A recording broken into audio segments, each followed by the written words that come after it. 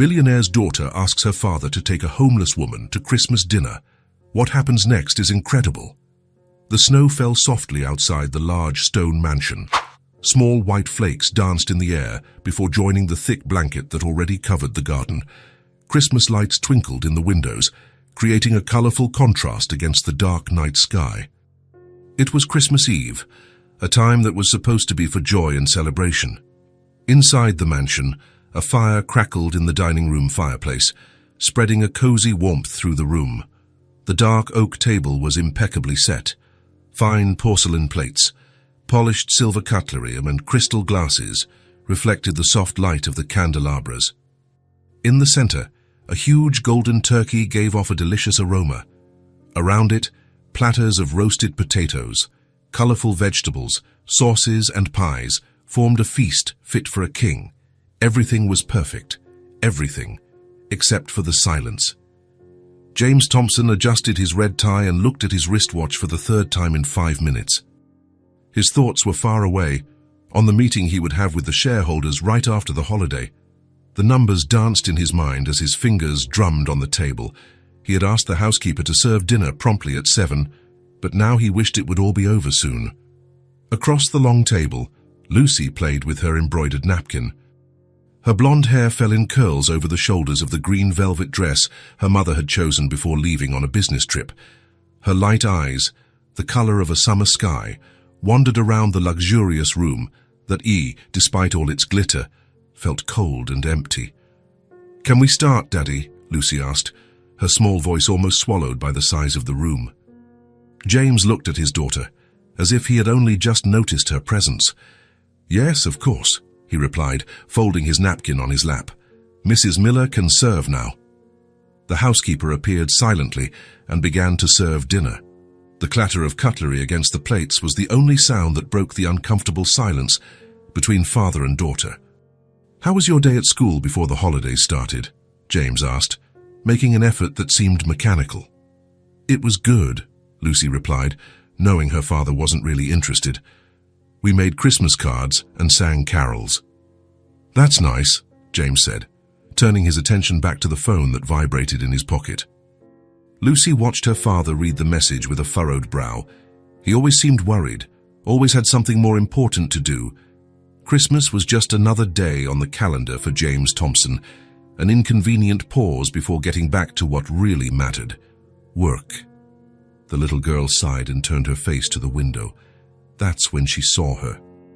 A lone figure was walking slowly along the sidewalk in front of the mansion. It was a woman, huddled inside a coat far too thin for the freezing night. Her steps were unsteady in the snow, as if each movement required immense effort. The woman stopped for a moment, looking at the lit-up mansion. Even from a distance, Lucy could see the vapor of her breath forming small clouds in the cold air. The woman seemed mesmerized by the lights, as if contemplating a world she would never have access to. There was something in her gaze, a mix of admiration and sadness, that made Lucy's heart ache. "Daddy," Lucy called, without taking her eyes off the window. "Look." James looked up from his phone, annoyed by the interruption. "What is it, Lucy?" "There's a lady outside, in the cold." James glanced quickly out the window and went back to cutting his turkey. "She must be going somewhere. Eat your dinner before it gets cold." But Lucy couldn't take her eyes off the woman. She had sat down on a snow-covered park bench, seemingly without the strength to go on. The girl felt a lump in her throat as she saw the woman rubbing her gloveless hands together, trying to warm them. Lucy looked at the bountiful table before her and then at her father, who was eating distractedly while replying to another message on his phone. "Daddy, we have so much food," Lucy said suddenly, her voice firmer than usual. James stopped with his fork in mid-air, surprised by his daughter's tone. "What did you say?" Lucy pointed to the window and then to the table filled with food that the two of them could never finish. "There's a lady outside, all alone in the cold. And we have enough food to feed 10 people. "Lucy, we don't know that person," James replied, going back to his meal. "We can't just invite strangers into our home." "But it's Christmas," Lucy insisted, her light eyes pleading. "Didn't Lord Jesus say we should help others?" "It's Lord Jesus can't, Lucy," James corrected, embarrassed.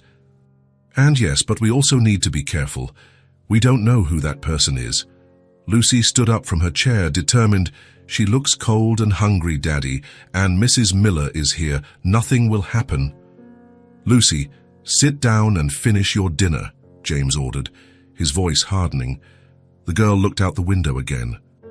The woman had now huddled even more, hugging her own body as the snow began to fall more heavily. Can she have dinner with us? Lucy asked, her eyes fixed on her father's, challenging and pleading at the same time. James sighed, placing his napkin on the table. He was about to refuse again when something in his daughter's eyes made him hesitate.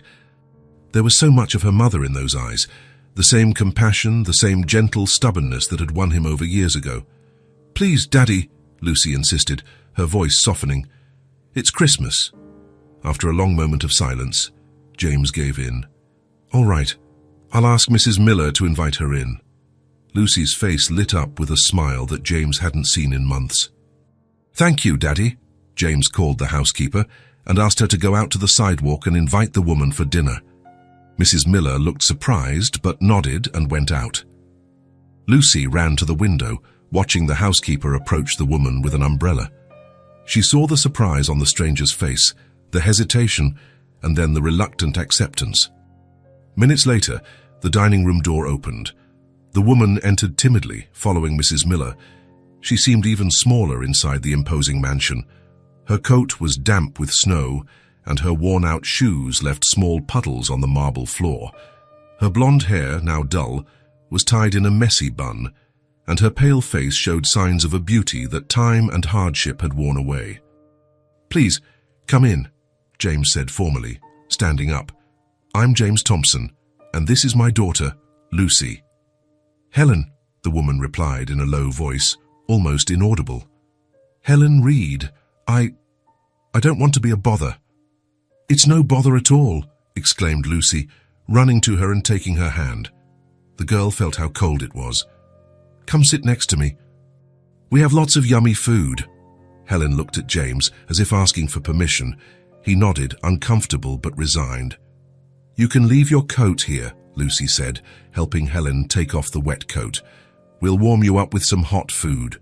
Mrs. Miller took the coat and brought a clean plate, cutlery and a glass for the unexpected guest. Lucy pulled a chair right next to her own and motioned for Helen to sit. Do you like turkey? Ours is really good, and the potatoes too, and there's pudding for dessert. Helen smiled shyly, her light eyes, the same shade as Lucy's, moist with emotion. I like everything, dear, thank you. James watched the interaction with a mix of discomfort and curiosity. The woman didn't seem dangerous, just broken, as if something inside her had shattered a long time ago. Mrs. Miller served Helen, who looked at the full plate as if it were a treasure. She picked up the fork with trembling hands and brought a small piece of turkey to her mouth, chewing slowly, as if she wanted to make the food last forever. Is it good? Lucy asked, watching Helen's every reaction. It's delicious, Helen replied, with a sincere smile. It's been a long time since I've eaten something this good. Do you live around here? Lucy asked, curious.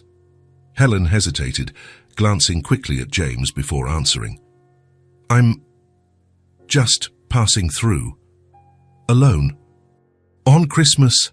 Lucy seemed unable to believe it. Lucy, James intervened, feeling that his daughter was being nosy. Let Mrs. Reed eat in peace. It's all right, Helen said softly. It's nice to talk to someone. Lucy smiled, satisfied. Where are you going afterward? Again, Helen hesitated. I'm not sure yet. I'm looking for a place. On Christmas. Everywhere is closed, Lucy commented, worried. Helen just smiled and without answering, she ate a little more, each forkful measured and savored as if it were her last. Do you have children? Lucy continued, ignoring her father's warning look. A shadow passed over Helen's face. No, dear, I don't have a family. Everybody has a family, Lucy insisted. Lucy, James warned again, more firmly. Sometimes life changes in ways we don't expect, Helen said simply, looking at her plate. Silence fell over the table again, but now it had a different weight. It was no longer the cold silence between a distant father and daughter, but a silence full of unasked questions and untold stories. James found himself watching Helen. There was a dignity about her, even in her clearly difficult situation. She ate with good manners, thanked Mrs. Miller every time she was served something, and answered Lucy's questions with kindness, even when they clearly made her uncomfortable. The dinner continued, with Lucy doing most of the talking, telling stories about her school, her friends, and her plans for Christmas. Helen listened attentively, as if every word from the girl was precious. James remained silent, torn between the discomfort of the unusual situation and a strange feeling that something important was happening that night. When everyone had finished eating and Mrs. Miller brought out the Christmas pudding, Helen's eyes lit up like a child's. "It's so beautiful," she murmured, looking at the dessert decorated with sugar holly. "It's the best part," Lucy exclaimed, excited. "Daddy always says it's too sweet, but I love it." James smiled sheepishly, realizing how well his daughter knew his habits and complaints. The pudding was served, and for the first time that night, a true celebratory mood hung over the table. Even James allowed himself to relax a little, watching Lucy chatter happily with Helen, who seemed more and more at ease. When the clock in the hall struck 9, Helen placed her napkin on the table and stood up. "I have to go," she said, her voice trembling with emotion. "I don't know how to thank you. This was the most beautiful Christmas of my life." Lucy looked at her father, a silent plea in her eyes. James understood what his daughter wanted, but he shook his head slightly. He couldn't offer shelter to a stranger, no matter how harmless she seemed. "Do you have a place to go?" Lucy asked, concerned. Helen smiled, stroking the girl's face. "Don't you worry about me, dear. I always find a way." Mrs. Miller brought Helen's coat, now dry thanks to the laundry room heater. James, on an impulse he didn't understand himself, grabbed a wool scarf that was hanging in the hall closet. "Take this," he said, holding the scarf out to Helen. "It's very cold outside." Helen looked at the scarf as if it was something precious. "I can't accept—" "Please," James insisted. It's Christmas." With trembling hands, Helen accepted the gift. "Thank you. I'll never forget this night." Lucy hugged Helen tightly as if she didn't want to let her go. "Are you going to be okay?" Helen kissed the top of the girl's head. "I will. Thanks to you, I'm stronger now." James walked Helen to the door, feeling strangely responsible for her. "Are you sure we can't call you a cab?" "It's not necessary," Helen replied. "It's not far from where I need to go." With a final thank you, Helen stepped out into the cold night. The snow had stopped falling, but the air remained freezing. James closed the door and went back to the dining room, where he found Lucy pressed against the window. Watching Helen walk slowly away down the sidewalk, the new scarf wrapped tightly around her neck. "Is she going to be okay, Daddy?" Lucy asked, her small voice full of worry. James didn't know what to say. The truth was that Helen probably wouldn't be okay. Not on that freezing night, not alone on the streets. But how could he explain that to an 8-year-old child? "I hope so," he replied, placing a hand on his daughter's shoulder. Lucy kept looking out the window until Helen's silhouette disappeared into the darkness. Her heart felt heavy, as if she had lost something important. "She seemed sad, didn't she?" Lucy commented, still looking at the spot where Helen had vanished. "Yes," James agreed, surprised by his daughter's perception. "But I think she was happy today, wasn't she?" "I think so, Lucy. I think you made her very happy today." Lucy finally turned away from the window and looked at her father. "We can make more people happy, you know, not just on Christmas." James looked at his daughter as if seeing her for the first time. There was so much wisdom in those light eyes, so much kindness. When had she grown up so much? When had he stopped truly seeing her? "You're right," he said, hugging her. "We can make more people happy." That night, when James went to put Lucy to bed, the girl said a special prayer for Helen, and for the first time in a long time, James joined his daughter in her prayer. Outside, the snow began to fall softly again on the sleeping city. Somewhere in the dark streets, a woman walked with a new scarf, and a heart warmed for the first time in a long while. 3 days had passed since Christmas night. The snow continued to cover the city streets, now dirty and trampled on the busier sidewalks. The holiday was over, and life was returning to its normal pace. For James Thompson, that meant long hours at the office, endless meetings, and spreadsheets that seemed to multiply on his desk. Lucy was on vacation from school. With the housekeeper, Mrs. Miller, busy with post-holiday cleaning, the girl had more freedom to explore the area around the mansion.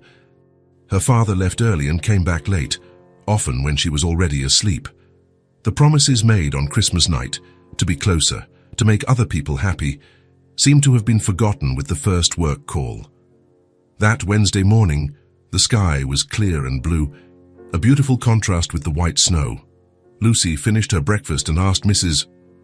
Miller for permission to play in the backyard. "Just don't go too far, Miss Lucy," the housekeeper warned as she collected the dishes, "and be back before lunch." "I promise," Lucy replied, already running to put on her red coat and snow boots. The Thompson mansion was in the city's most elegant neighborhood, but just a few blocks away began a commercial area with small shops, cafes, and a public park. Lucy enjoyed watching people come and go, each with their own story. Since Christmas night, however, her thoughts were fixed on one specific person, Helen. Lucy couldn't stop thinking about her. Where was she? Had she eaten today? Was she cold? The questions piled up in her young mind as she kicked at mounds of snow along the path. Without realizing it, Lucy strayed further than she was allowed. She reached the main street, with its decorated shops and hurried people carrying post-Christmas shopping bags. It was when she turned into an alley between a bakery and a clothing store that her heart leaped. There was Helen, her back to the street, leaning over a trash can. Her coat looked even thinner in the daylight, and the scarf James had given her was carefully wrapped around her neck. Her bare hands rummaged through plastic bags and cardboard boxes, pulling out leftover food that she placed in a paper bag. Lucy stood frozen for a moment, her little heart aching. The scene was so different from the image of Helen sitting at the dinner table on Christmas night, eating turkey and pudding with a fork and knife. "So is Helen?" she called out softly, almost hoping it wasn't really her. The woman turned around quickly, startled, when she saw Lucy, her pale face flushed with shame. She hurriedly closed the paper bag and tried to hide it behind her back, like a child caught doing something wrong. "Lucy," she said, her voice trembling. "What are you doing here all alone?" "I live nearby," Lucy replied, approaching cautiously. "Are you looking for something?" Helen looked away, embarrassed. Just having a look. Sometimes people throw away things that are still good." Lucy looked at the bag partially hidden in Helen's hands. Through the opening, she could see a piece of bread and what looked like a bitten apple. "Are you hungry?" she asked directly, with the honesty of a child. Helen swallowed hard, unable to lie to those clear eyes staring at her with such innocence. "A little. But don't worry about me. You should go back home. Your family must be worried." "Mrs. Miller thinks I'm in the yard," Lucy answered with a pang of guilt. Then her face lit up with an idea. "Wait here. Don't leave. Promise?"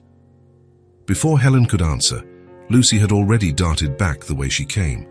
Helen stood in the alley, confused and slightly alarmed. She thought about leaving, about avoiding the embarrassment of being seen like this, so miserable. But there was something in Lucy's eyes, a mix of determination and kindness, that kept her there waiting. 20 minutes later, Lucy reappeared, breathless and with her cheeks rosy from the effort. In her hands, she carried a paper bag. "I got it!" she exclaimed triumphantly, holding the bag out to Helen. Helen took the bag hesitantly and peeked inside. There was a sandwich wrapped in aluminum foil, a perfect red apple, a package of cookies, and a small juice box.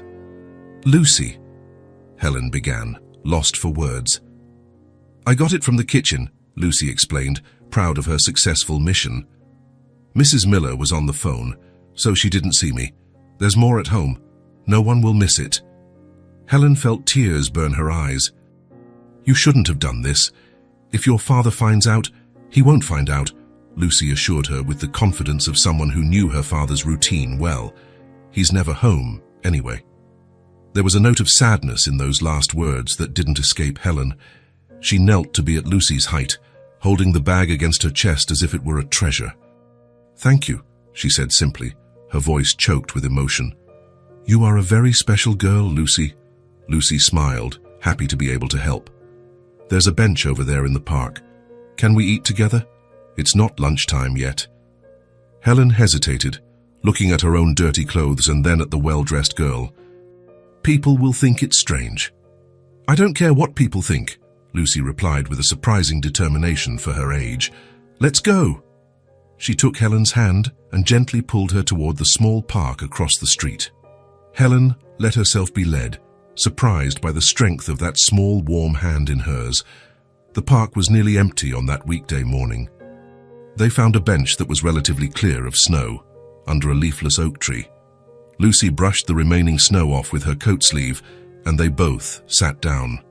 Helen carefully unwrapped the sandwich, as if she were unwrapping a precious jewel. It was simple, ham and cheese, but to her it felt like a banquet. She cut it in half and offered a piece to Lucy. "No, it's all yours," Lucy insisted. "I already had breakfast."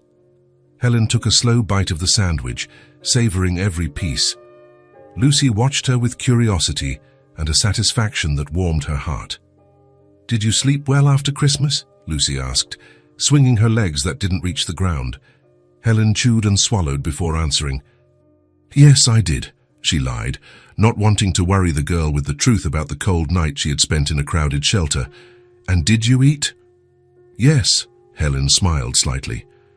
"Not as well as at your house, but I ate." Lucy nodded, satisfied. "My dad asked about you, you know." Helen stopped mid-bite, surprised. "He did?" "Yes. He wanted to know if I thought you were happy to spend Christmas with us. I said yes, but that you seemed sad to have to leave." Helen didn't know what to say. The idea that James Thompson had thought about her after that night was unexpected. She continued eating in silence, as Lucy told her about the gifts she had received for Christmas and how the tree would stay up until New Year's. When Helen finished the sandwich, Lucy picked up the apple and polished it on her sleeve before handing it to her. "Do you really not have any family?" she asked suddenly, returning to the topic that had clearly intrigued her since Christmas dinner. Helen bit into the apple, buying time to decide how to answer. "I have some distant relatives, but we haven't spoken in a long time." "Why not?" Helen sighed. How could she explain to a child the complexities of adult life, the wrong choices, the relationships that fall apart, the pride that prevents reconciliation? "Sometimes people grow apart," she finally replied. "It's not always someone's fault. It just happens." Lucy thought about that for a moment. "Like my dad. He's always far away, as even when he's at home." The insightfulness of the observation caught Helen by surprise. "Your dad works a lot, doesn't he?" Lucy nodded, drawing patterns in the snow with the tip of her boot. "Mom does too. She's traveling for work. Again." "That must be hard," Helen commented with genuine empathy. "I have Mrs. Miller," Lucy said, shrugging as if she didn't care much. But Helen could see the sadness in her eyes. "And now I have you too. We're friends, aren't we?" The question, asked with such simplicity and hope, hit Helen like a wave. Friends. When was the last time someone had considered her a friend? When was the last time someone had looked at her with anything other than pity or contempt? "Yes," Helen replied, her voice almost breaking. "We're friends." Lucy beamed, a radiant smile that lit up her entire face. "Good. I've never had a grown-up friend before." Helen couldn't help but smile too, a genuine smile that hadn't appeared on her hardship-worn face in a long time. It was a smile that reached her eyes, softening the worry lines and bringing back a glimpse of the woman she used to be. "Can I come see you again tomorrow?" Lucy asked, excited at the prospect of her new friendship. "I can bring more food, and a book if you want. I have a lot of them." Helen knew she should say no. She knew it wasn't appropriate, that James would certainly not approve, that it was wrong to involve a child in her disorganized life, but Lucy's enthusiasm was contagious, and the loneliness of the past few months weighed too heavily. "So if you can come without getting into trouble," she replied cautiously. I don't want you to lie or sneak around. No one will notice, Lucy assured her with a confidence that broke Helen's heart. It was sad to think that a child was so sure her absence would go unnoticed. Lucy glanced at the digital watch on her wrist, a Christmas gift from her absent mother. I have to go. Mrs. Miller will be serving lunch soon. Helen nodded, finishing the apple and saving the cookies for later. Thank you for the snack, Lucy. It meant a lot to me. You're welcome, Lucy replied, standing up and adjusting her coat. Will you be here tomorrow at this same bench? Helen hesitated for only a second. I will. Lucy smiled and, in an impulsive move, hugged Helen. It was a quick hug, but full of warmth. See you tomorrow, then, and she ran off, her blonde hair bouncing under her wool hat, leaving small footprints in the snow. Helen sat on the bench for a long time after Lucy left, holding the paper bag to her chest. Friend. The word echoed in her mind like a forgotten song she suddenly remembered. The next day, Lucy showed up on time, this time with a picture book and a package of homemade cookies that Mrs. Miller had just baked. They sat on the same bench, and Lucy read the story aloud, while Helen listened intently, asking questions and making comments at just the right moments. On the third day, Lucy brought a small bouquet of flowers she had bought with her allowance from the corner flower shop. To brighten your day, she said, handing the colourful daisies to Helen. On the fourth day, it rained, and Lucy appeared with an umbrella far too large for her and a thermos of hot chocolate. They took shelter under the small roof of the park's gazebo, watching the rain fall as Lucy told her about her classmates and her dreams of becoming a veterinarian. And so, day after day, a routine was established. Lucy would sneak away from home for an hour, always with some small gift, a snack, a flower picked from the garden, a drawing she had made, or simply a new story to tell. James, immersed in his work, hardly noticed his daughter's outings. When he was home, he was usually on the phone or reviewing documents. Meals were quick and quiet, with Lucy answering nothing much when asked about her day. For Lucy, these daily meetings with Helen became the highlight of her vacation. In this unlikely friendship, she found the affection and attention she missed so much at home. Helen truly listened to her, asked questions about her stories, remembered the names of her classmates and her favorite stuffed rabbit. For Helen, these moments with Lucy were like rays of sunshine after a long winter. The girl brought life and purpose to her empty days. In the hours when she wasn't with Lucy, Helen found herself eagerly awaiting their next meeting, saving stories and observations to share. When Lucy came running down the park path, Helen's face would light up. Her smile, once rare, now came easily to her lips. Slowly, Helen began to feel human again, important, valuable, even if only in the eyes of a child. One afternoon, as they shared a package of cookies, Lucy asked, "You always seem happier when I'm here. That's a good thing, isn't it?" Helen stroked the girl's golden hair. "It's wonderful, Lucy. You have no idea how much these moments mean to me." "To me too," Lucy confessed, leaning her head on Helen's arm. "I like being with you. You really listen to me." At that moment, looking at the little girl beside her, Helen felt a determination grow within her. For Lucy, she had to try to get back on her feet. For this unexpected friendship, she had to fight for a better life. The winter continued to be harsh outside, but inside Helen's heart something was beginning to melt. January arrived with colder winds. Lucy's vacation was almost over, and soon she would be back to her school routine. For the past 2 weeks, her meetings with Helen had become the most important part of her days. She had learned Mrs. Miller's schedule and knew exactly when she could slip out unnoticed. On that Thursday morning, the sky was grey and heavy, promising more snow. Lucy was finishing her breakfast when James entered the kitchen, adjusting his tie. "Good morning, Lucy," he said, grabbing a cup of coffee. "How did you sleep?" "Fine," Lucy replied, watching her father check his messages on his phone before even sitting down. "I have an important meeting today," James commented, drinking his coffee quickly. "So don't wait up for me for dinner." Lucy nodded, already used to this kind of announcement.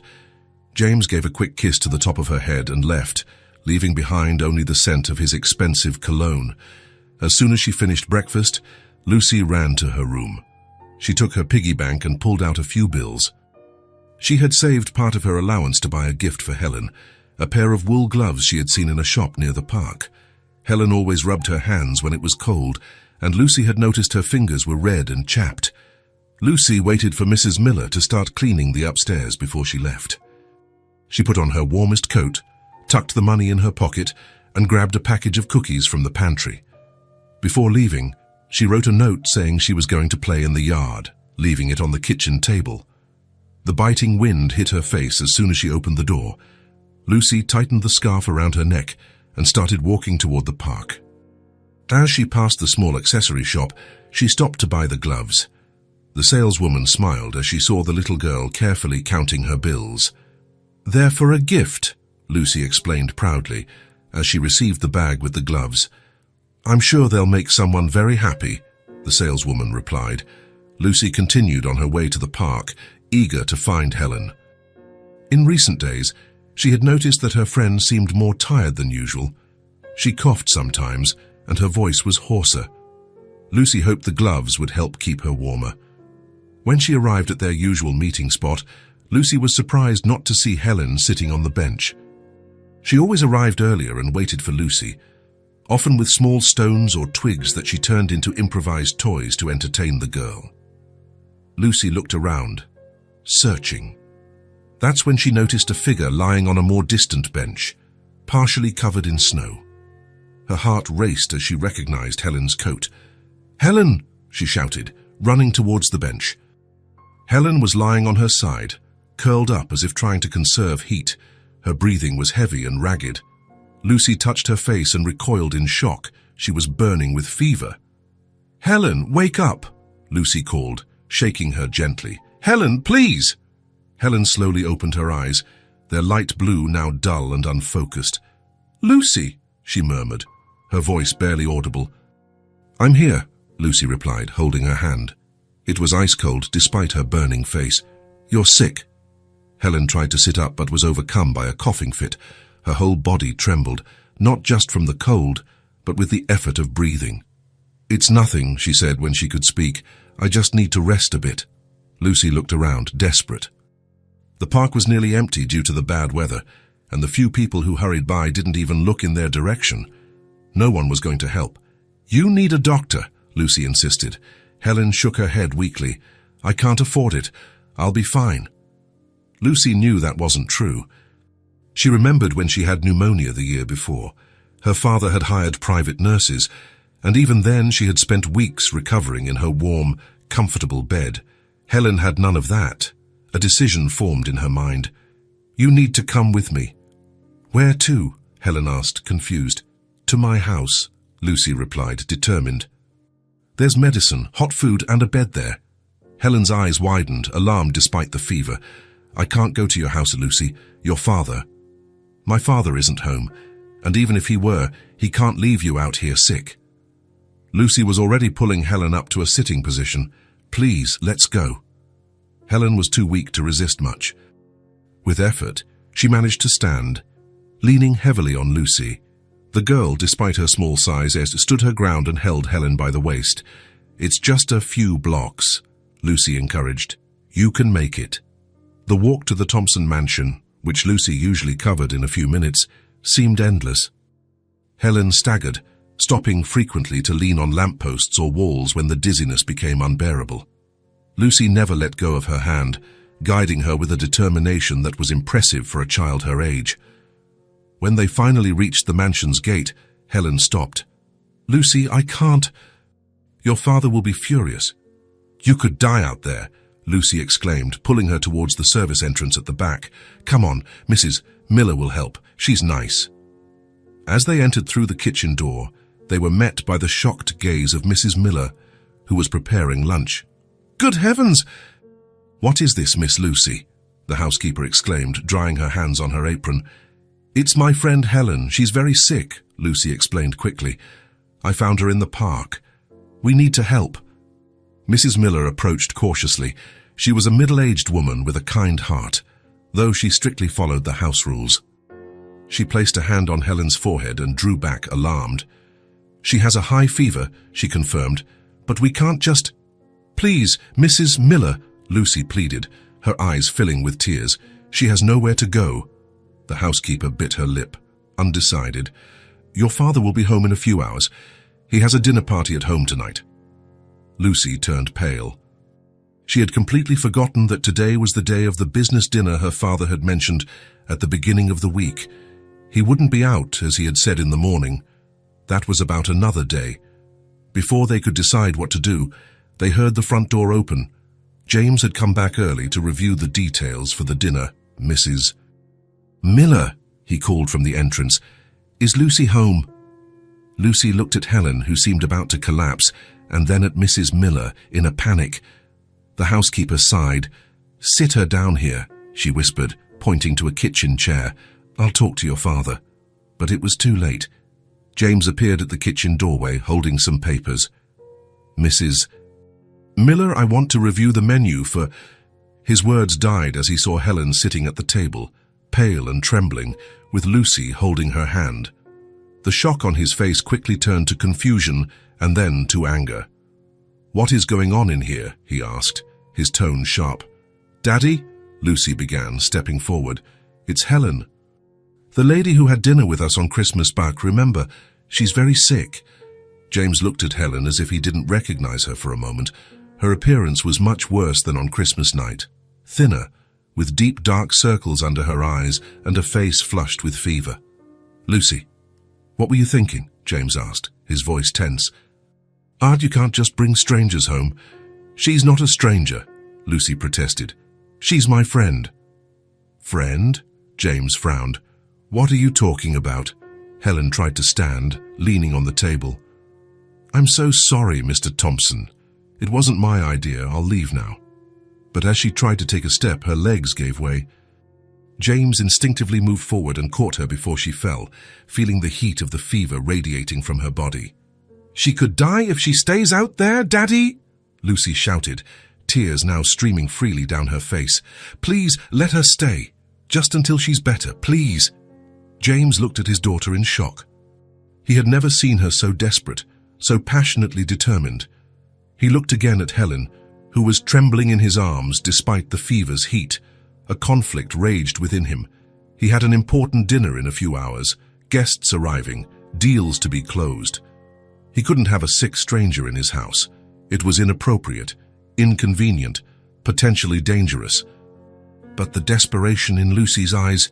Mrs. Miller, he finally called, his voice softer. Prepare the back guest room and call Dr. Peterson. Tell him it's an emergency. Lucy's face lit up. Really, Daddy? She can stay? James nodded, still holding Helen. Until she's better. With Mrs. Miller's help, James carried Helen to the guest room at the end of the hall, far from the area where the dinner would be held.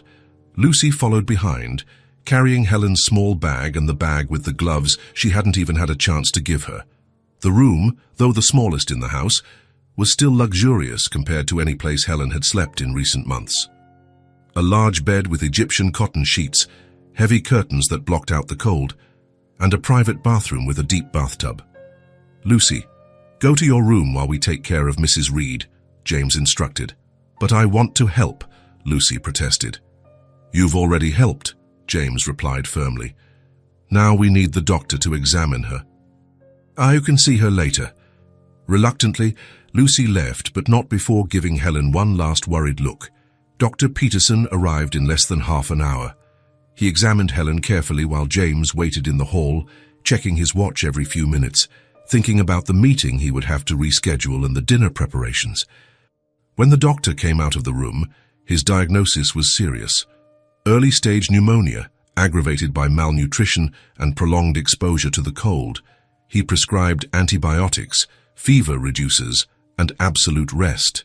She'll need constant care for at least a week, the doctor explained as he wrote the prescription.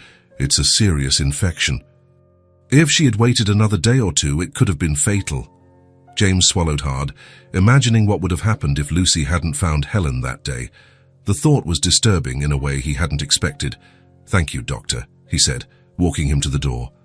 I'll have the prescriptions filled immediately. After the doctor left, James found Mrs. Miller in the hallway. "Cancel the dinner," he instructed. "Say I had a family emergency." The housekeeper nodded, surprised but relieved. "Yes, sir. And what about our guest?" "See if we have the medicines the doctor prescribed. If not, have the driver pick them up from the pharmacy and prepare something light for her to eat. A soup, perhaps." "Yes, sir." "And clothes. She'll need something clean." James hesitated. "See if any of my ex-wives left anything behind that might fit." While Mrs. Miller took care of the arrangements, James went to Lucy's room.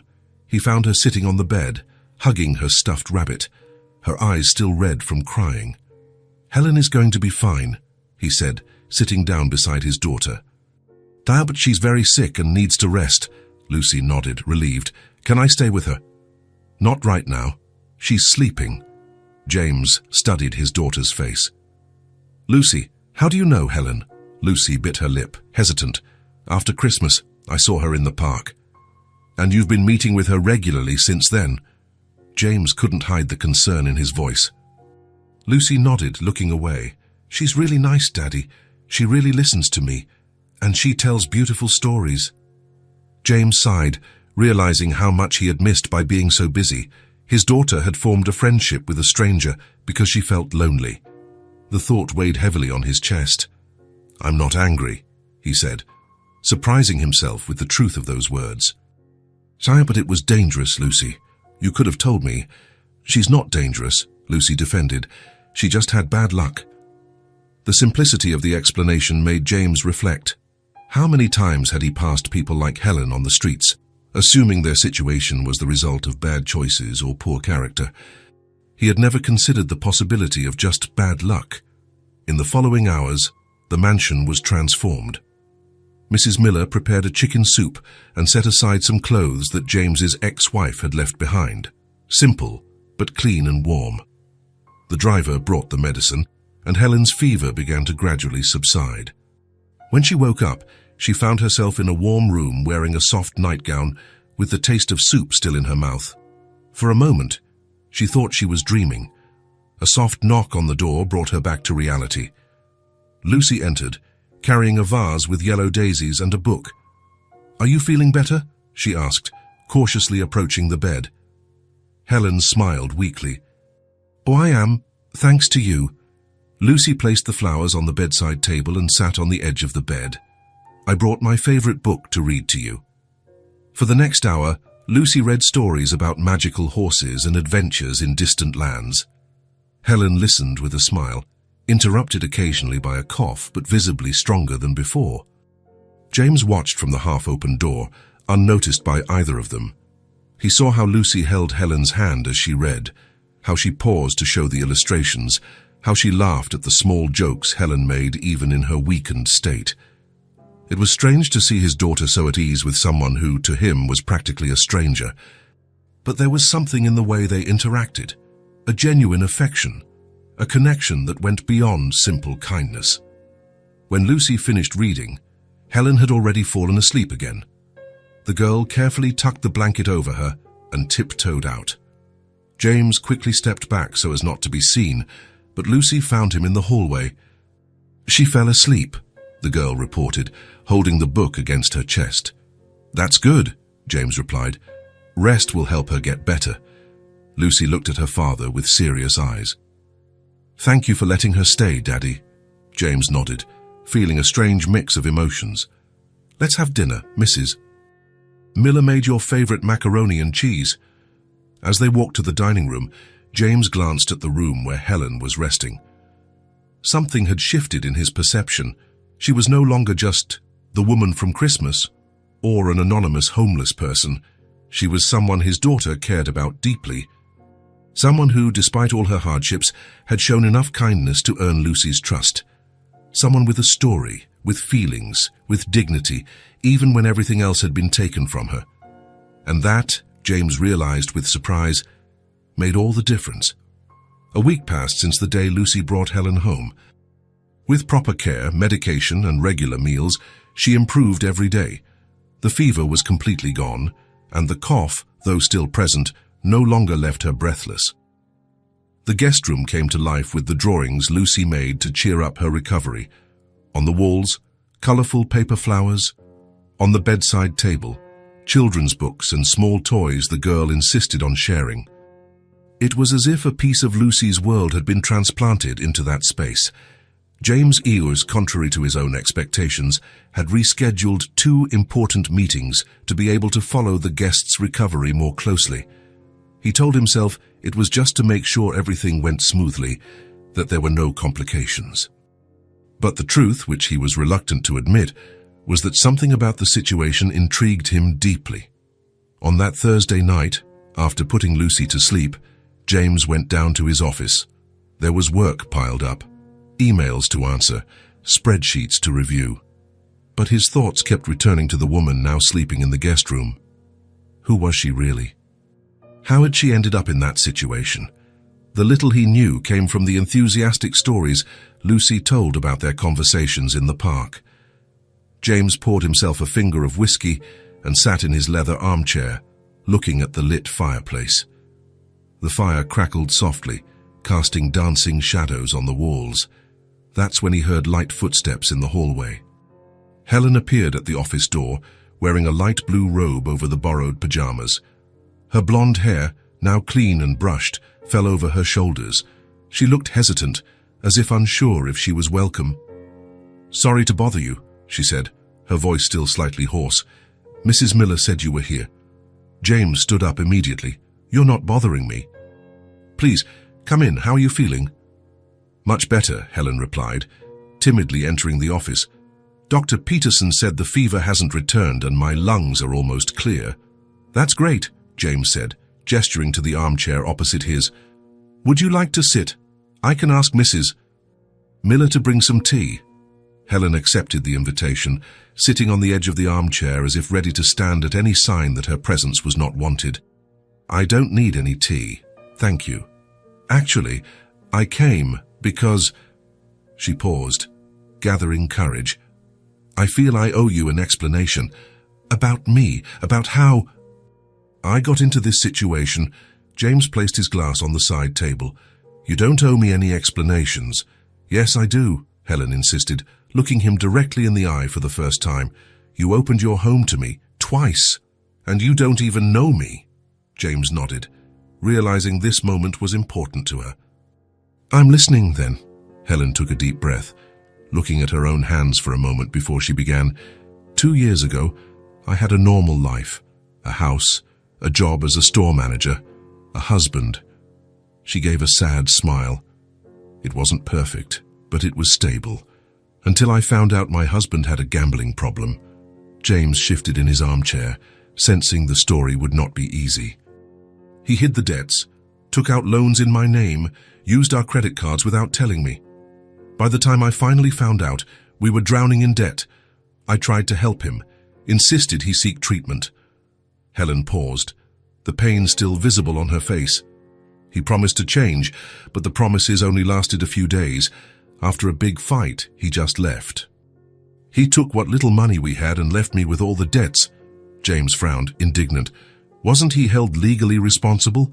I tried, Helen replied, shaking her head.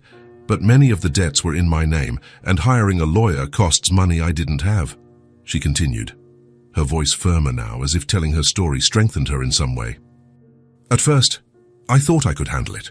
I worked overtime, cut all possible expenses, but the creditors wouldn't stop calling. The collection letters arrived every day. I couldn't sleep, couldn't concentrate. Helen stared into the fire for a moment, lost in memories. My performance at work started to decline. I made mistakes, missed meetings. After 3 warnings, I was fired. Her eyes filled with tears, but she held them back.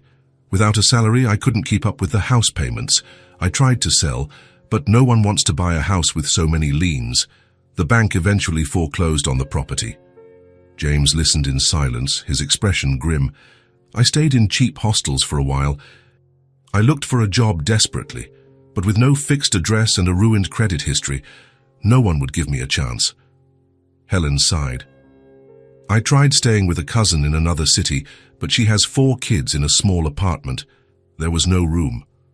She straightened her shoulders, as if trying to maintain her dignity while sharing the hardest part. When the money ran out completely, I tried shelters, but they're always full, especially in the winter. Many nights there was no space, and so I ended up on the streets. The room fell silent for a long moment, only the crackling of the fire breaking the stillness. Helen looked at James, her light eyes reflecting the firelight. Life can turn upside down in just a few months, and when you're alone, the fall is so much harder. James remained silent, absorbing everything he had heard. Helen's story shook him deeply. It was so different from what he had imagined. No drugs, no mental health issues, no deliberate bad choices. Just a series of cruel circumstances, compounded by the lack of a support system. It could happen to anyone. It could happen to him if he didn't have the resources and connections he had. Helen interpreted his silence as discomfort. I understand if you want me to leave as soon as I'm fully recovered. I've already overstayed your hospitality. James looked up, meeting her gaze. There was no trace of self-pity in that woman, only a quiet dignity that he couldn't help but admire. No, he said finally, his voice softer than usual. You can stay as long as you need. What James didn't say, what he perhaps couldn't yet express, was that Helen's story had just changed something fundamental within him. In the days following Helen's revelation, something subtle began to change in the Thompson mansion.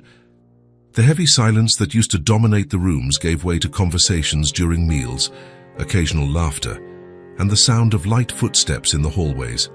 The house, once so empty, despite all the expensive furniture and art, seemed to be coming to life again. Helen grew stronger each day. She could now walk around the house without getting tired, helped Mrs.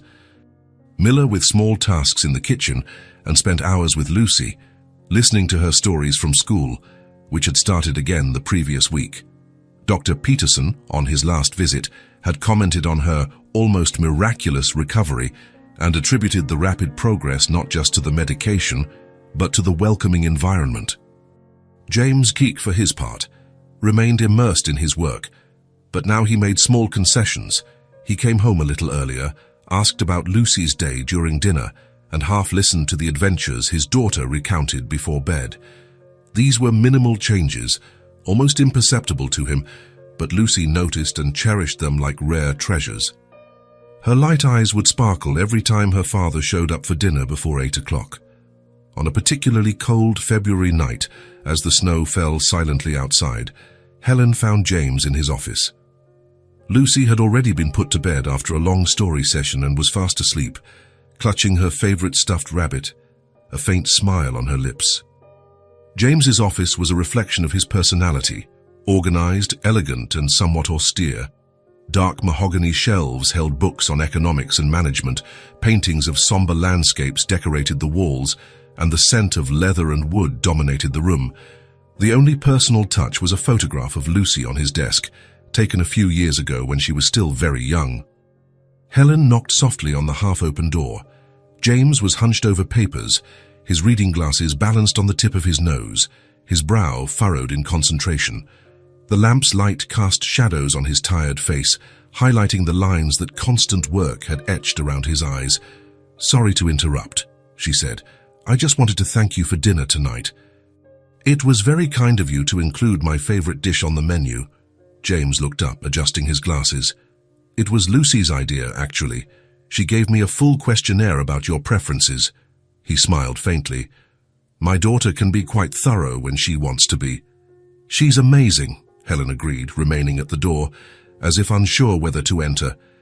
She was wearing grey sweatpants and a light blue sweater, simple clothes, but they suited her, restoring some of the dignity the streets had stolen.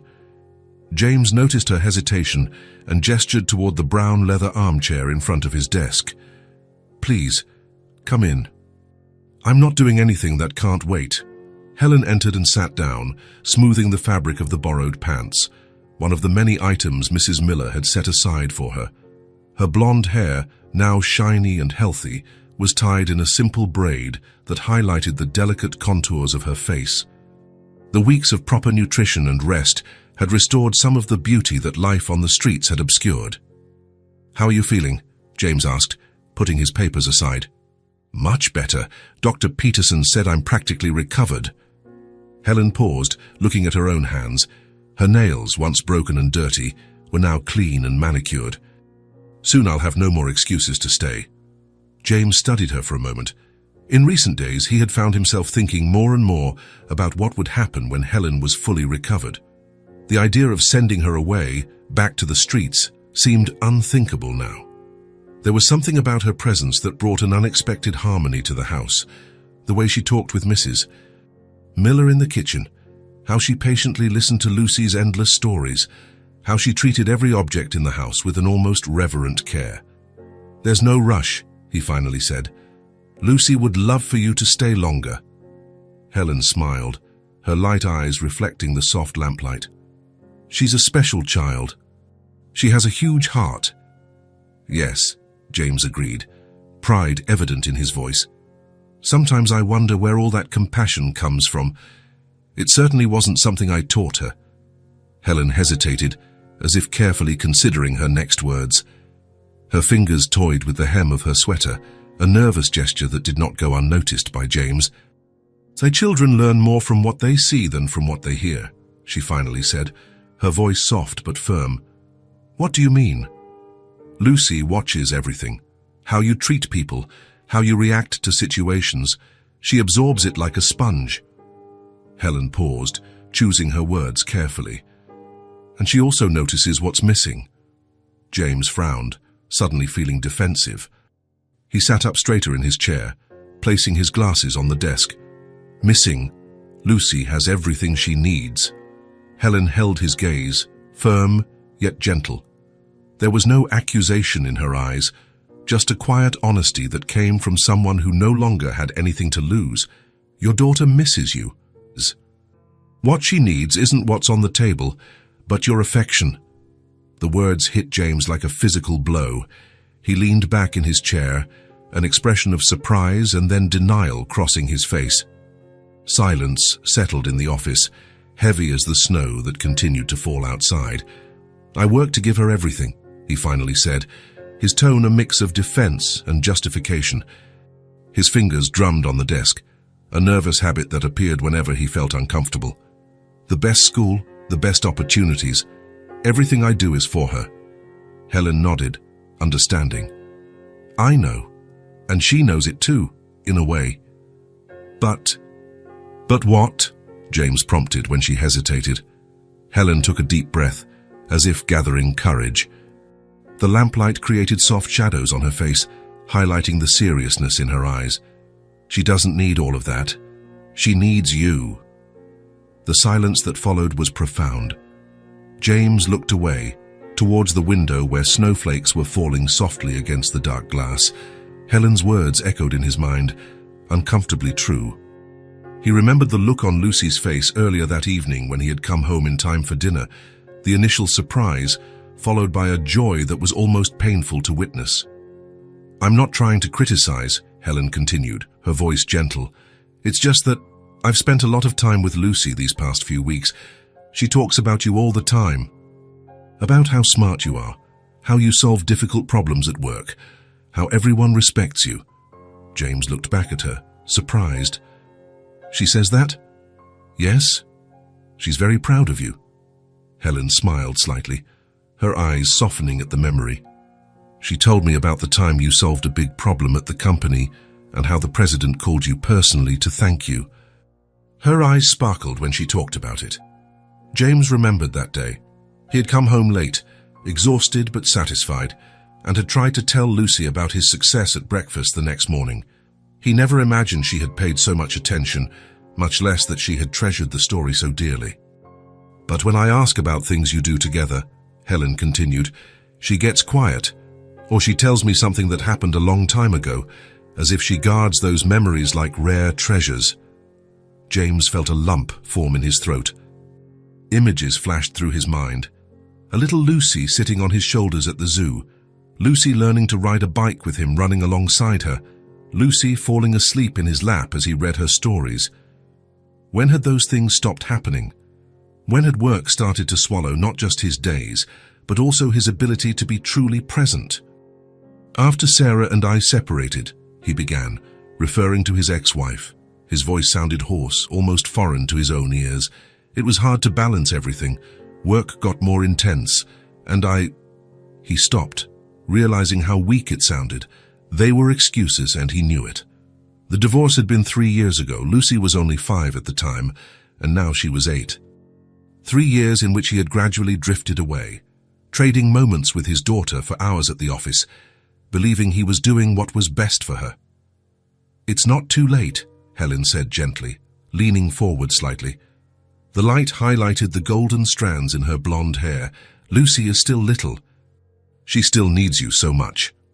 James nodded slowly, feeling a mix of shame and gratitude. Shame for needing a stranger to show him what should have been obvious. Gratitude that she had the courage to do it. "You know," Helen continued, looking at the photograph of Lucy on the desk, "when you lose everything like I did, you start to see what really matters. It's not the things, the houses, the jobs. It's the connections, the people who care about you, who notice when you're not there." She smiled sadly. "I didn't have anyone like that. Lucy has you." James felt the weight of those words. He had been so blessed, and yet he was squandering what truly mattered. "Thank you," he said simply, "for being honest with me. Sometimes we need a different mirror to truly see ourselves," Helen replied. "Lucy was that for me. She made me remember that I'm still a person, that I still have value. Maybe I can repay that by being that mirror for you." James looked at her with new eyes. She was no longer the fragile, sick woman Lucy had brought home. There was a strength in her, a wisdom born from adversity that he was beginning to respect deeply. "Tomorrow is Saturday," he said, making a sudden decision. He closed the work folder on his desk with a decisive motion. "I think I'll take Lucy to the museum. She's always wanted to see that new dinosaur exhibit." Helen's smile widened, lighting up her entire face. "She'll love that." The next morning, to the surprise of everyone in the house, James came down for breakfast even before Lucy. He was dressed casually, jeans and a navy blue sweater instead of his usual grey suit, and his phone remained off in his pocket. There was a different energy about him, a relaxed air that hadn't been seen in a long time. Mrs. Miller almost dropped the tray of toast when she saw him in the kitchen at 8 o'clock on a Saturday morning. "Mr. Thompson, are you all right?" "Perfectly fine, Mrs. Miller," he replied with a smile. "I just thought I'd have breakfast with my daughter today." When Lucy entered the kitchen, still in her pajamas, rubbing her sleepy eyes, she stopped short upon seeing her father at the table. Her blonde hair was tousled, and her unicorn pajamas contrasted with the usual formality of the house. "Daddy? You didn't go to work." "It's Saturday," he replied, smiling and pulling out the chair next to his, "and I thought we could do something fun today. Maybe go to the museum to see those dinosaurs you mentioned." Lucy's eyes widened, first with surprise, then with pure joy. The transformation on her face was like the sun rising after a long night, slowly, then radiant, lighting up every corner. "Really, just the two of us?" "Well, Helen can come too if she's feeling up to it," James offered, looking at Helen, who was just entering the kitchen, drawn by the sound of excited voices. "Oh no," Helen said quickly, exchanging a knowing look with James. "I think I'll help Mrs. Miller with some chores today. You two should go and have fun." Lucy ran to hug her father, her small arms barely fitting around his waist. "I'll get ready super fast." And she ran back to her room, her hurried steps echoing up the stairs. James looked at Helen with a grateful smile. She just nodded, her eyes conveying understanding. In that moment, a silent understanding passed between them. Something had changed, and they both knew it was for the better. The museum was just the beginning. In the following weeks, James began to deliberately reorganize his schedule. He called his assistant and asked her to block his mornings until 9, so he could have breakfast with Lucy every day. He started coming home in time for dinner with her almost every night, declining meetings that went past 6 in the evening. On weekends, he planned activities, ice skating, movies, walks in the park when the weather permitted. Even a cupcake-making class that left the kitchen covered in flour and both of them laughing until their stomachs hurt. At first, it felt almost forced. He constantly checked the time, thought about unanswered emails, postponed meetings. His phone seemed to weigh heavily in his pocket, begging to be checked. But gradually something began to change. He discovered that he enjoyed hearing Lucy's stories about school, that he found her imitations of her teachers funny, that he was charmed by her unique perspective on the world. For the first time in years, he began to feel truly present, not just physically but with his full attention. Lucy blossomed with the attention. Her face lit up when her father came home. Her eyes sparkled when he sat down to listen to her day. She started saving little observations throughout the day. "I have to tell Daddy this," creating a mental list of things to share at meals. Even her teachers noticed the change, commenting on how much happier and more confident she seemed in recent weeks. On a particularly sunny Sunday, despite the lingering cold, James took Lucy and Helen to the park. The sky was a stunning blue, and the snow was beginning to melt in some spots, revealing green patches of grass that heralded the coming spring. As Lucy ran ahead, feeding the ducks in the partially frozen lake, Helen and James walked side by side. "She looks so happy," Helen commented, watching Lucy jump with joy as a particularly brave duck took bread right from her hand. The sound of her crystal-clear laughter echoed through the nearly empty park. "She is," James agreed, his eyes fixed on his daughter, "and so am I." He paused, choosing his words carefully. "You know, I always thought I was sacrificing time with her for a greater good, securing her future. But I was missing her present." Helen smiled, pulling her scarf closer to her face to shield herself from the cold wind. It was the same scarf James had given her on Christmas night, now a symbol of the transformation in all their lives. The present is all we're ever truly guaranteed. "You made me see that," James said, his tone more serious. "Ty and I can never thank you enough." Helen shook her head, her light eyes reflecting the blue sky. "It wasn't me. It was Lucy. She's the mirror that reflects the best of you back to yourself." They watched in silence as Lucy ran toward them, her cheeks red with excitement and cold. "Daddy, Helen, come see. There's a duck with ducklings." James took his daughter's hand and let himself be led to the edge of the lake, where a family of ducks swam serenely. Helen followed a few steps behind, watching the father and daughter crouch down together, pointing and laughing, creating another memory they would both cherish. In that moment, Helen felt a happiness unlike anything she had experienced in recent years. It wasn't the joy of receiving something, but the deep satisfaction of having helped build something beautiful. Seeing James and Lucy reconnect, creating memories that would last forever, was worth more than any material comfort she could have. Somehow, amidst all her loss and suffering, she had found a purpose: to be the mirror that helped a father and daughter see each other again. And that, Helen thought as she watched James lift Lucy onto his shoulders so she could see better, was a gift no one could ever take from her. March arrived, bringing the first signs of spring. The snow began to melt, revealing shy shoots of grass in the gardens. The trees showed small green buds, and the sun, though still weak, lingered longer in the sky each day. On that Saturday morning, Helen was carefully packing her few belongings on the guest room bed. There weren't many, some clothes donated by Mrs. Miller, a notebook Lucy had given her, a small bottle of perfume James had bought for her birthday. Her hands passed gently over each item, organizing them in the small suitcase James had insisted on giving her. She was fully recovered now. Dr. Peterson had given her a clean bill of health the previous week, praising her extraordinary recovery. That meant it was time to leave. The thought made her stomach tighten. In the past weeks, the Thompson mansion had become more of a home than any place in recent years. But Helen knew she couldn't stay forever. She had already overstayed their hospitality. A light tap on the door interrupted her thoughts. "Can I come in?" Lucy's voice sounded from the other side. "Of course, dear," Helen replied, forcing a smile. Lucy entered, still in her pajamas. Her light eyes immediately noticed the suitcase on the bed. "Are you already packing your things?" she asked, sadness evident in her voice. Helen nodded, sitting on the edge of the bed and motioning for Lucy to join her.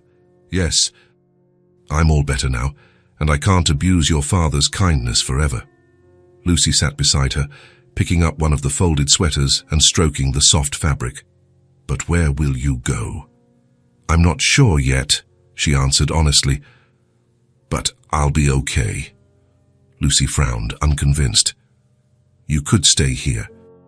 We have plenty of room.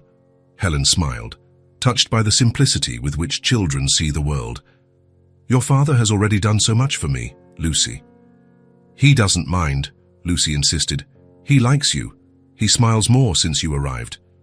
Helen felt a warmth rise in her face. It was true that her relationship with James had evolved in recent weeks, from suspicious strangers to something close to friends, but that didn't change the fact that it was time to move on.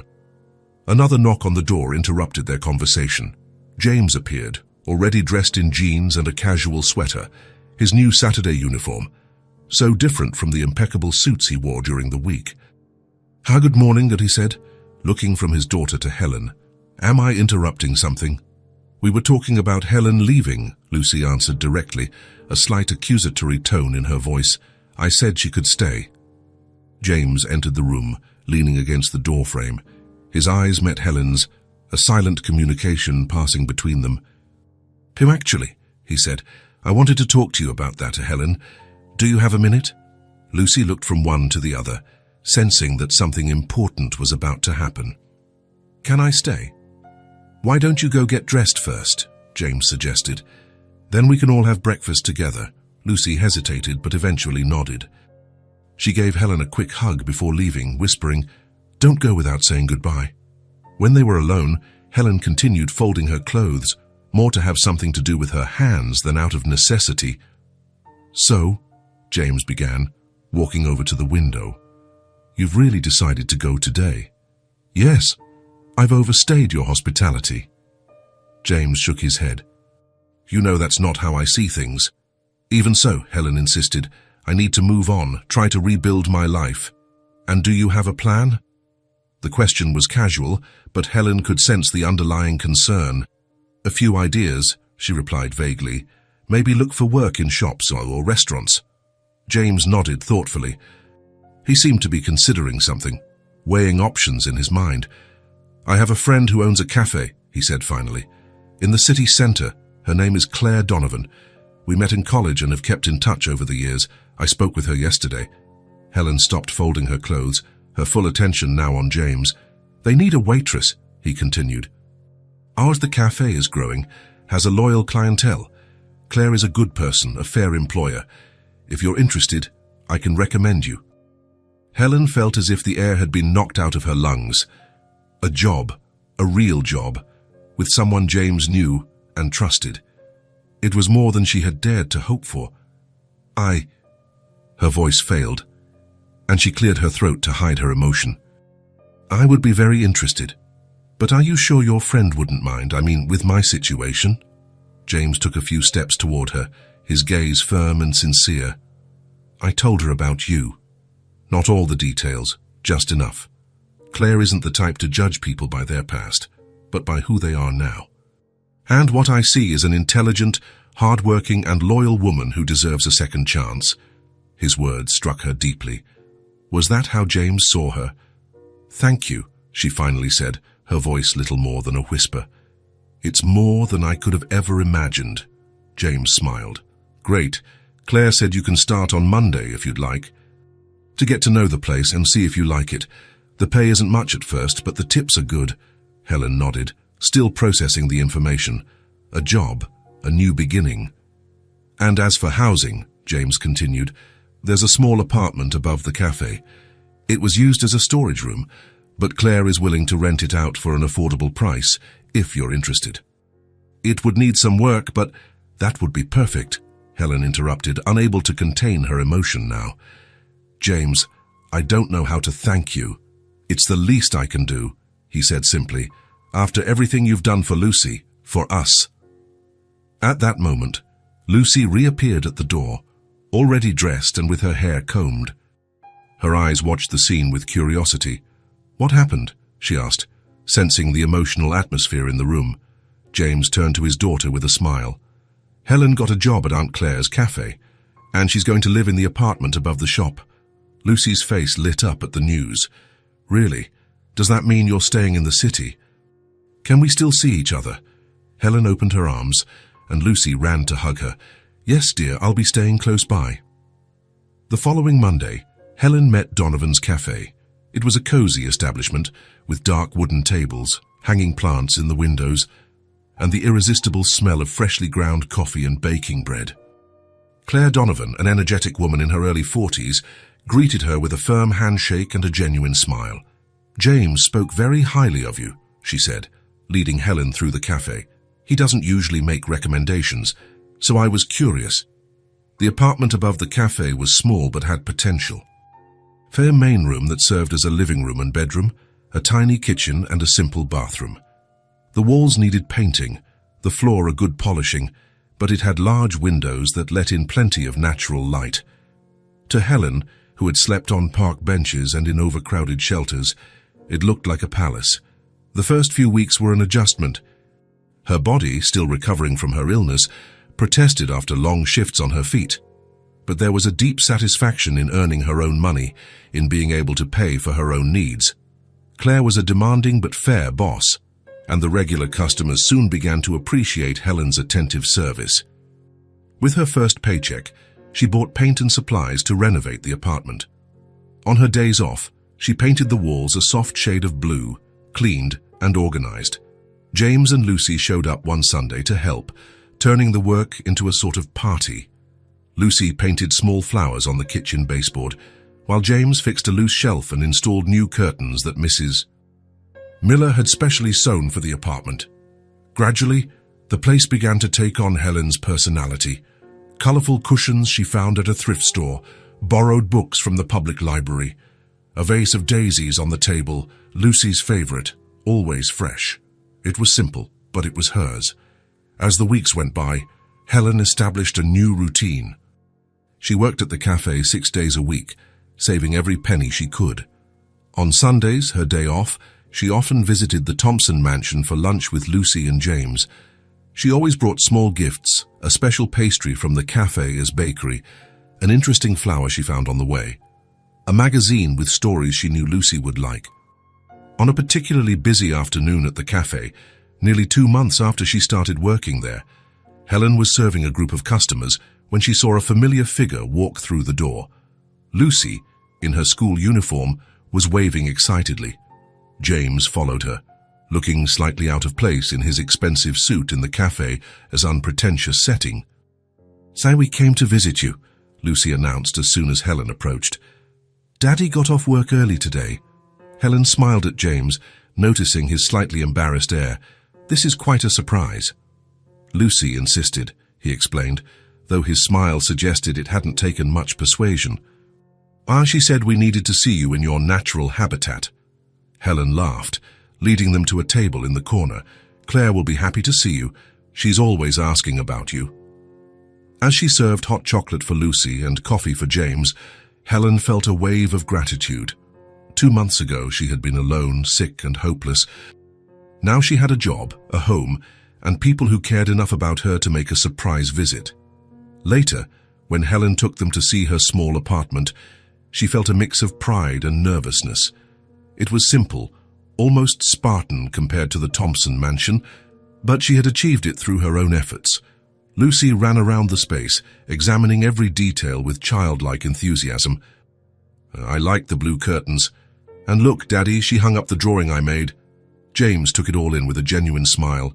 "It looks great, Helen. Cozy." "It was hard at first," she admitted, "after so long without a place of my own, but I'm getting used to it now." "We're proud of you," James said simply, his words carrying a weight that made Helen's eyes well up. In the months that followed, Helen discovered a new version of herself. The job at the cafe was thriving. Claire had even mentioned the possibility of promoting her to assistant manager. The small apartment had truly become her home, with little touches that reflected her reborn personality. And most importantly, Lucy and James's visits remained regular, a constant reminder that she was no longer alone in the world. On a sunny Sunday, almost 6 months after leaving the mansion, Helen was preparing a simple lunch for her usual visitors. As she chopped fresh vegetables for a salad, she heard the doorbell ring. Lucy ran in as soon as Helen opened the door, hugging her with her usual enthusiasm. "We brought dessert," she announced, holding up a box of pastries from Helen's favorite bakery. James followed, carrying a small potted plant. "For your table," he explained, handing it to Helen. As they ate lunch, talking and laughing like a family, Helen looked around at her small, clean and organized apartment, at Lucy chattering about school, at James watching her with a warm gaze. It was a simple life, but one filled with meaning. A life she had built with her own hands, thanks to the opportunity she had been given. And that, Helen thought as she served dessert, was more than enough. It was everything that truly mattered. A year had passed since the Christmas night when Lucy had spotted a stranger huddled in the snow. 12 months that had transformed 3 lives in ways none of them could have imagined. It was a Sunday in December, and snow was once again covering the city with its white blanket. Helen was tidying up her small apartment above the cafe where she now worked as an assistant manager. In recent months, her life had stabilized, work was going well, her home was simple but cozy, and Sunday lunches with James and Lucy had become a cherished tradition. The sound of the doorbell announced their arrival. Lucy entered first, her blonde hair sprinkled with snow, her cheeks rosy from the cold. "Happy almost Christmas," the girl exclaimed, hugging Helen tightly. James followed her, carrying a small pine tree. "We thought you needed a little Christmas spirit," he explained, placing the tree near the window. Lunch passed with the warm familiarity they had developed. Lucy told them about the Christmas play at school. James mentioned plans for the holiday, a short trip to a cabin in the mountains. "And you're coming with us, of course," he said to Helen, as if it were obvious. Helen felt a warmth spread through her chest. It had been so long since she had felt part of something like this, a family. After the meal, while James tidied up the kitchen, Lucy pulled Helen to the small sofa near the window. "I have something for you," the girl said, taking a folded piece of paper from her bag. Helen sat beside her, curious. Lucy seemed strangely solemn, her light eyes shining with anticipation. "Ads to celebrate," she explained, handing the paper to Helen. As she unfolded it, Helen felt her breath catch. It was a drawing made with colored pencils, showing 3 figures holding hands, Lucy in the middle, James on the right, and Helen on the left. Above them, in colorful letters, was written, "My family." "Do you like it?" Lucy asked. "The teacher asked us to draw our family and, well, you're part of it." Something overflowed inside Helen. All the emotions she had held back throughout the year, the gratitude, the affection, the disbelief at her luck, simply poured out. She held Lucy's small hands in hers, looking into the eyes of the child who had changed her life. "Lucy," she said, her voice choked with emotion, "you changed my life. You are a very special child. I will never forget what you did for me." Lucy smiled, that pure smile that lit up her entire face. "You changed our lives too. Daddy says you taught us what's really important." Helen glanced at James, who was watching the scene from the kitchen, his eyes also misty. He nodded slightly, confirming his daughter's words. "We're a family now, aren't we?" Lucy asked, with the direct simplicity of children. Helen couldn't answer with words. She just opened her arms, and Lucy threw herself into them. She hugged the girl tightly, tears now streaming freely down her face. James came closer, placing his hands on both their shoulders, completing the circle. Outside the window, the snowflakes continued to fall softly, just as they had on the night it all began. But now, instead of separation and loneliness, they brought the promise of warm days, regardless of the weather outside. More than a reunion of lost lives, a family of affection had been born, a bond that no hardship could break, a connection that went beyond blood or name, a living proof that, even on the coldest nights, compassion can light a fire capable of warming the entire world. If this story touched your heart, subscribe to the channel and turn on notifications so you don't miss the next ones. Leave a like because it helps this story get recommended to more people. See you in the next story.